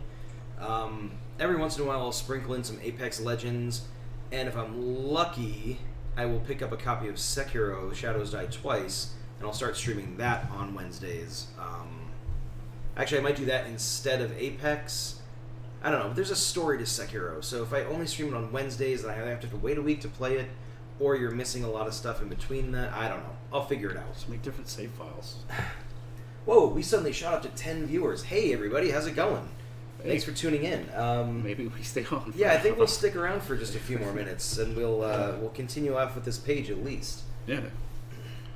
Panda Girl recommends 2 save files. That actually might be the way to do it. Like, have my main story one, and then one that I play on stream. I think that might be kind of fun. Yeah. Tony, hey, how's it going? Thanks very much for joining us. Hey. Always good to see you. And then we dropped down to 6 viewers. We briefly were in double digits. As soon as you mention them, they can see us. Yeah, exactly. You know, gamers are, they're a nervous lot. Tony says, sorry, I scared everyone away. That's okay. It was probably me, to be honest. They probably were like, wait, this is the guy that's going to be talking? Ooh, I don't want to watch him for the next however long. Not that I can blame them. I'm not exactly a model, so. But it's all good. Ellie says, highly caffeinated. Are you talking about gamers and nerds being highly caffeinated? Yeah, probably.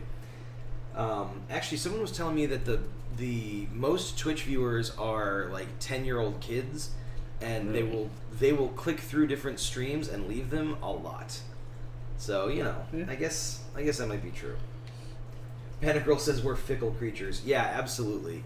Highly caffeinated fickle creatures. That is nerds in geeks in general.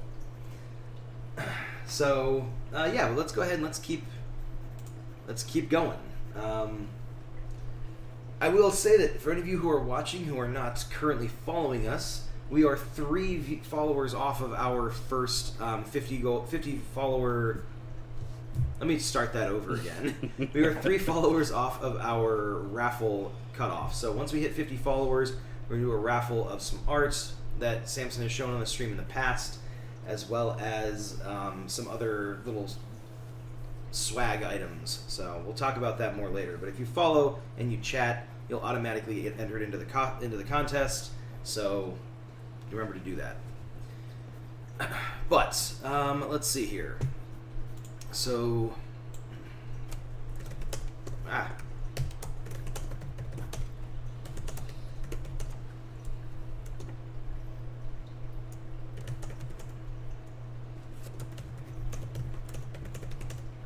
oh wait, here's a question. If he does that clap thing to clear out the smoke, and it causes an avalanche, how is that going to affect the climbers?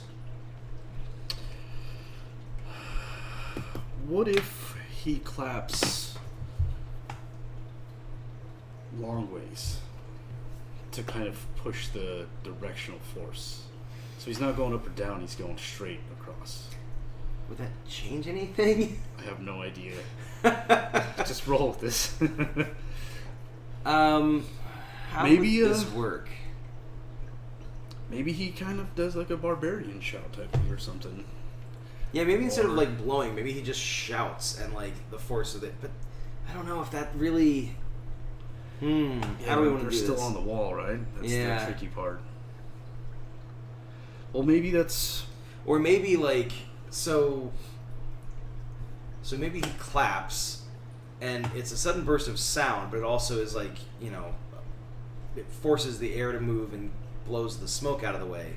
So maybe in the image it shows the climbers kind of like pressed up against the side of the mountain, like kind of clinging to it with their ropes still attached. Okay. Yeah. Yeah, that works. And so maybe they're a little bit battered, but it's better that than dead, right? What about... I don't know if that would work. Ellie says it's a great band name. Highly caffeinated fickle creatures. Yeah, that is a pretty good band name. I like that. You know, that's got to be an anagram or something. Right. Caffeinated fickle creatures. HCFC. Yeah. HCFC, It's yeah. got to be something. Yep. All right. Well, that's fine.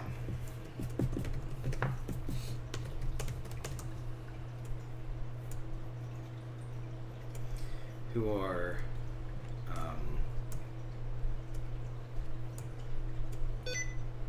what's the word I'm trying to look for? Whoa, hold on a second. I want sticky keys. No, I don't want. Go away, weird pop-up. Jeez. Sorry, folks. My computer decided to communicate with me in a language I don't understand. So the little clip guy, do you need help? Yeah, the little paperclip dude. Yeah. Clippy. Yeah. Smoke is blown to either side of the climbers who are pushed against the cliff.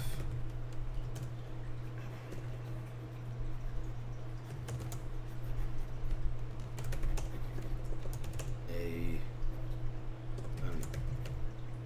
ominous rumbling sound echoes from above. Above? Above. There we go. I can type.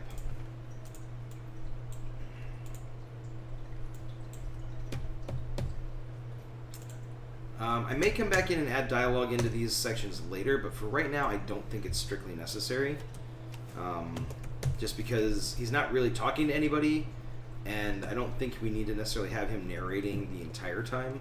So let's just stick with a lack of, a lack of dialogue for the moment. Alright, so once we're finished with this page, I think we're going to cut it off.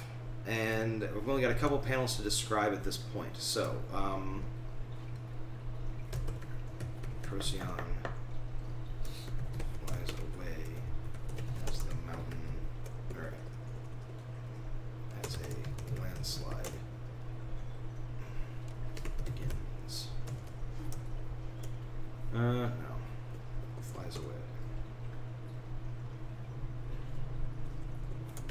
flies upward with the climbers. Oops. The climbers dangling from their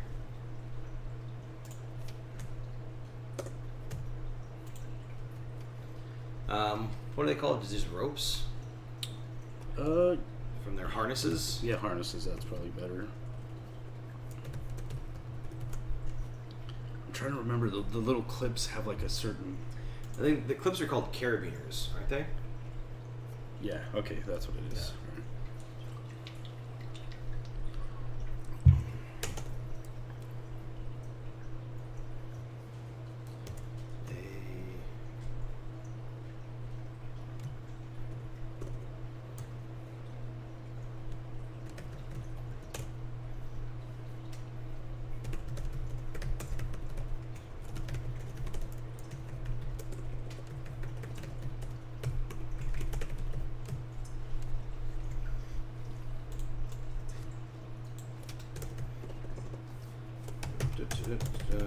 Yeah. So he's hovering in the air,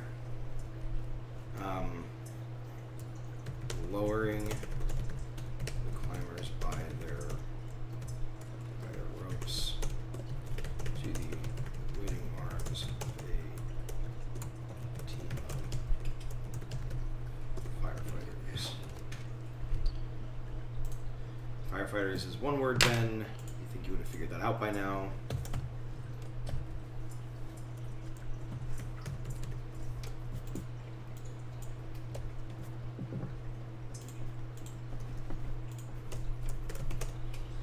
The ruined mountaintop can be seen in the background.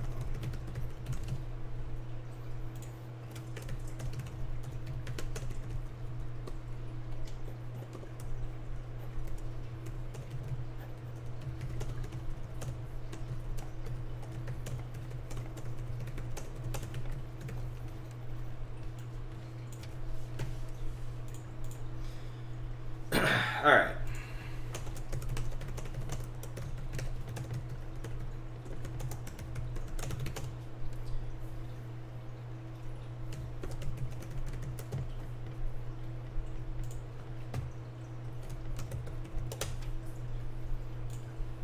So, Procyon basically scoops them up off the side of the mountain, lowers them to the firefighters, and as a lot of people do when they're in shock, they say something kind of silly that you're like, why are you worried about that right now?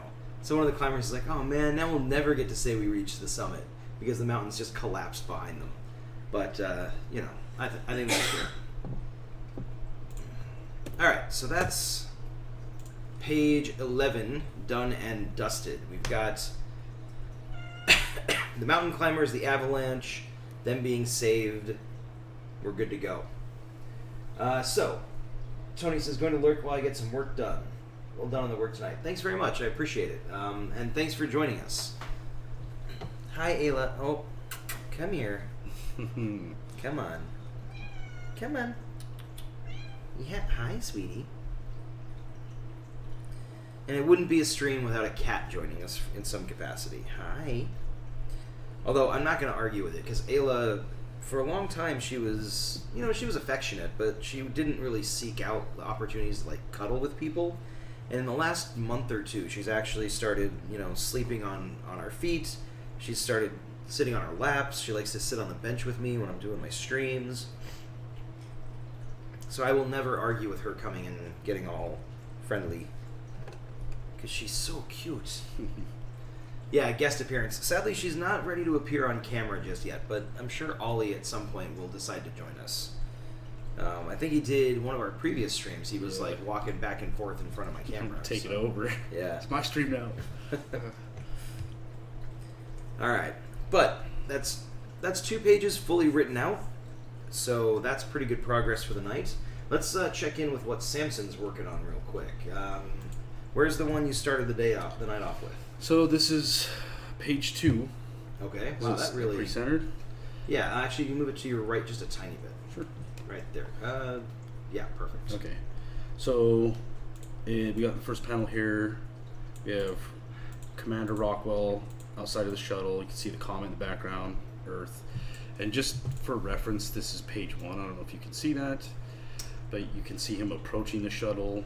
It's like in his visor reflected. Again, the comet in the background and the the globe, the Earth. So there's page 1 there. Yeah. And then this is page 2, and I've got page 2 up on the script as well, so you can kind of compare the two. So please go ahead. Sorry. And then this is going to change a little bit. I kind of don't like the way I did the little electrical box here, but it's basically an electrical box with some wires popping out. There's some damage, and the hands coming in you can see he's trying to make repair. I kind of want to change the angle on this a little bit. The hands like falling out of frame here. I don't know if I necessarily want that. And then this panel's really tricky, and I may have to redo this too after I rethink it a little bit. But basically, it's supposed to be him, Commander Rockwell, looking through the visor, and you're seeing a reflection of his face, and he's kind of panicking.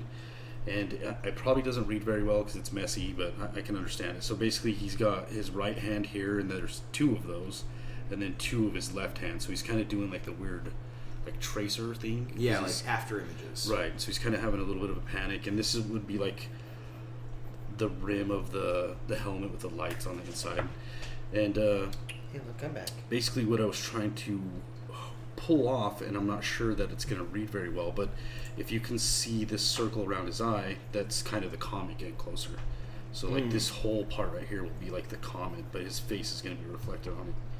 Gotcha. So it's getting really close. Very cool. And then just I don't know if you guys want to chime in on this. I'm a little curious because it is a little different than what we were talking about in the panel, but I really like the shot. So page 3 would be a funeral scene, and we call for a half page, the funeral, no rain. Right. But basically, his mom holding him as an infant, and it's like a full military ceremony. But I actually kind of really like this angle. So I would have the next 4 panels on here because it's a 5-panel page. Okay. But I would really like to try doing, if I can pull it off, and I'll probably lower this down a little bit more to give myself more room, but kind of an upshot from inside of the grave. So this would be like dirt, grass, and then so basically it would kind of look like this. You would see all of the people standing out. It would kind of be an upshot towards them. And if I could pull it off, I think it would look kind of cool, but it is different. I don't know how you feel about it. No, I'm cool with that, man. Yeah, I was starting to blacken in around the frames, and I was like, ooh, this would be kind of cool if I... Yeah. I like that. I think that's a really cool idea. And like you said, I think it's kind of unique and different from... That's our other cat, Kudo. I think it's kind of unique and different from what I was expecting, but in the best of ways. Awesome. I think it'll give kind of some emotional weight to... Yeah, that's what I was thinking, yeah. So, alright, cool. So you actually you kind of, not necessarily finished up, but you got a good start on the layouts for page 2, and you're getting to work on the layouts for page 3. Yep. So, awesome. I like it. That's fantastic. Alright, and with that, I think we are going to kind of wrap it up. If anybody has any last-minute questions or anything like that, feel free to let us know. Otherwise, we will be at... I was going to say Kingdom Come, but that's a couple weeks away still. So we'll see you on Wednesday when Sarah and I streams from Rogue Legacy, and or we will see you next Monday, and we're going to continue on with Procyon. But actually, you know what? Let's take these last couple minutes. We're doing our Geek Outs in the 30 minutes before we do Ravensdale Writes Comics. So what do you want us to geek out about next week? What do you want us to talk about? It can be a TV show, it can be a movie, it can be a comic. Obviously it has to be, family-friendly, appropriate for the most part. But shoot us some ideas. We would love to hear what you want to hear us talk about. And we will put together a little list for next Monday. Oh, Star Trek. First contact day is April 5th. Oh, I did not know that. Oh, all right. Yeah, so let's talk about some Star Trek. I haven't really geeked out about Star Trek in a while. Me either. But I'm down. I'm so down. Yeah, cool. Yeah. I'm gonna have to watch some Star Trek between now and then in order to kind of get caught up. What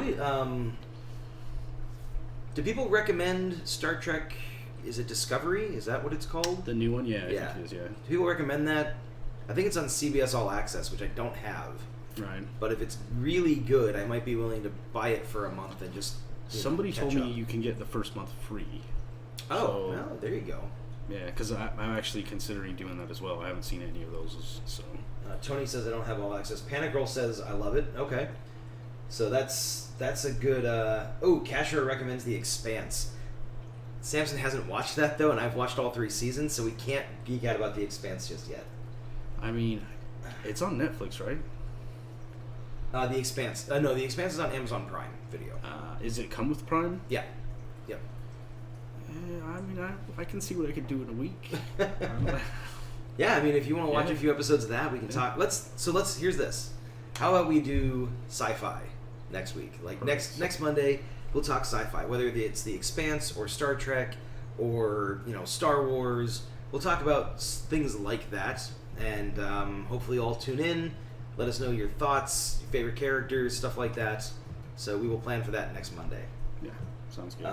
But yeah, Casher says now you have homework, Samson. It's all right. And I've got some homework too. I'm gonna It's see if not I can homework if you enjoy finagle. What? Say it again. It's not homework if you enjoy it. Yeah, true. But in the meantime, I'm gonna see if I can finagle access to Star Trek Discovery so I can check out a few episodes of that, and we'll go from there. So thank you all very much for tuning in. I hope you have a great night, Yeah, thank you guys. and we will see you next time.